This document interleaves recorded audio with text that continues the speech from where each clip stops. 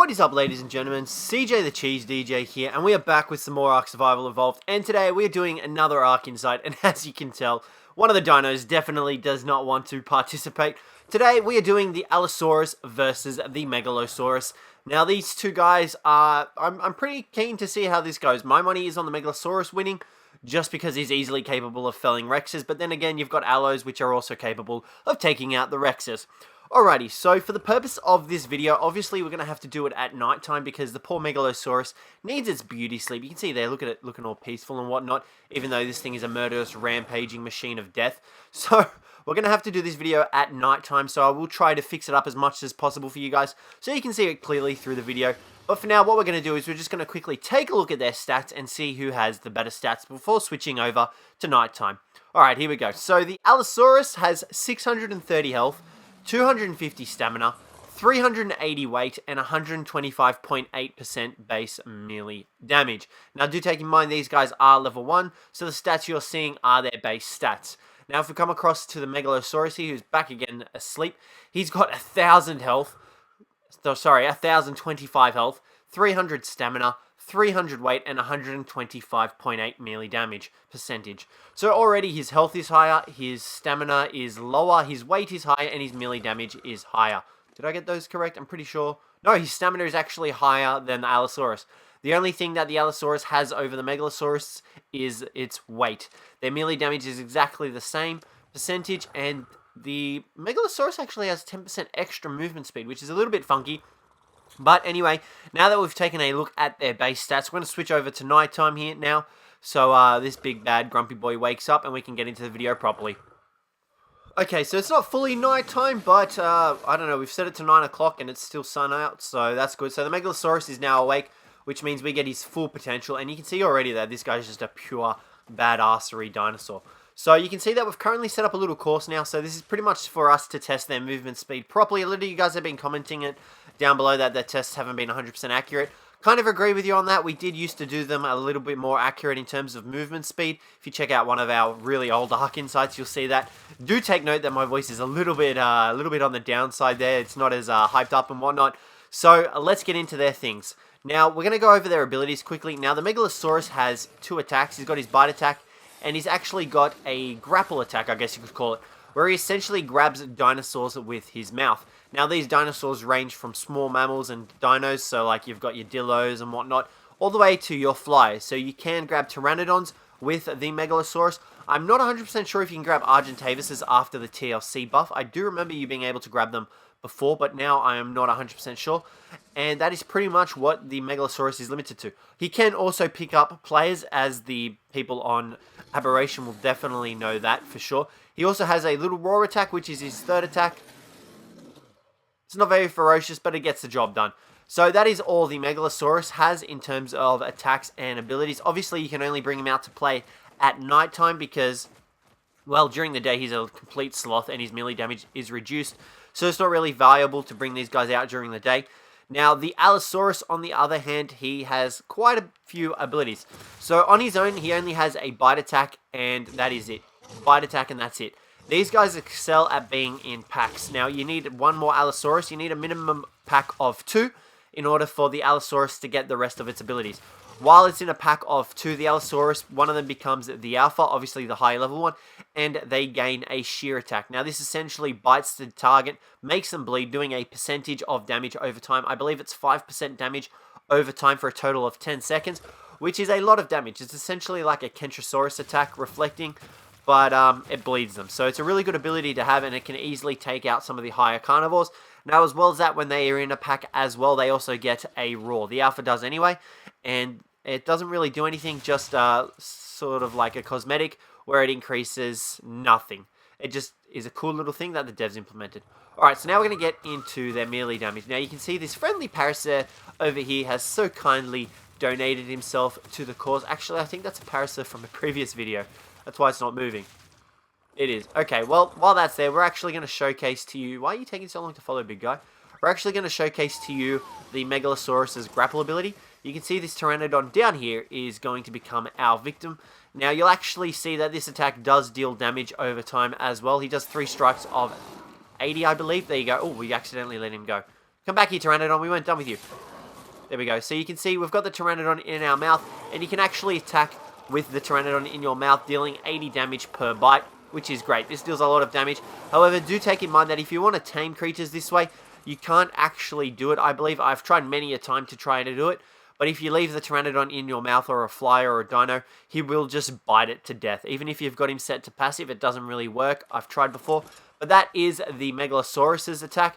You saw there it dealt 80 damage. I'm pretty sure one bite equates to 240 damage. If you press your primary attack once, you'll actually do the 3 bouts of 80 damage, which is great.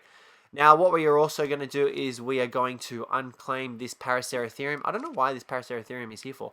We're going to unclaim this guy, and we're going to show you his regular primary attack and the Allo's primary attack. Alright, here we go. Megalosaurus here deals 94 damage with its regular primary attack. Probably should have whistled this guy onto passive. This was a big mistake.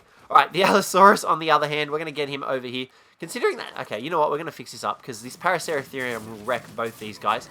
There we go. Alright, we're going to set his behavior to passive, just so he chills out a little bit. Alrighty, so the Paraceratherium is on passive now, but you can see the Allosaurus only deals 44 damage. Its strike rate is a little bit faster than the Megalosaurus, I believe. I would say it is definitely slightly faster than the Megalosaurus' bite rate.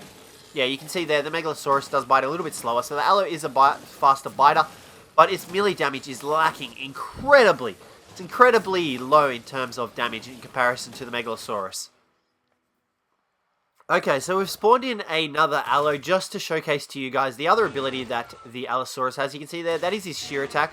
We are going to use it on the Paraceratherium, but he also gets the roar like I mentioned. Now these don't do anything, it makes the Allosaurus roar. Now just to make sure that this guy remains the alpha, because they are both level 1, we don't want him screwing up while we're trying to attack. We're going to boost his food up a little bit, just to make sure that this guy stays the alpha.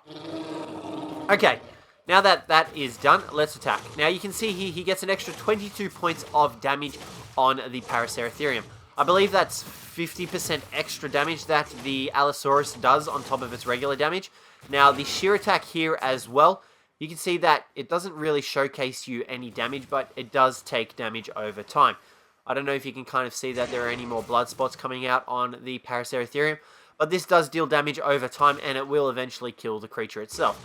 Now, that is pretty much all the Allosaurus has going for itself. We aren't going to be doing these guys in a pack against the Megalosaurus, because that would be extremely unfair. So we are going to unclaim this Allosaurus, and we are going to kill it. Okay, now that we've covered their melee damage, we're just going to quickly go over their turning radius.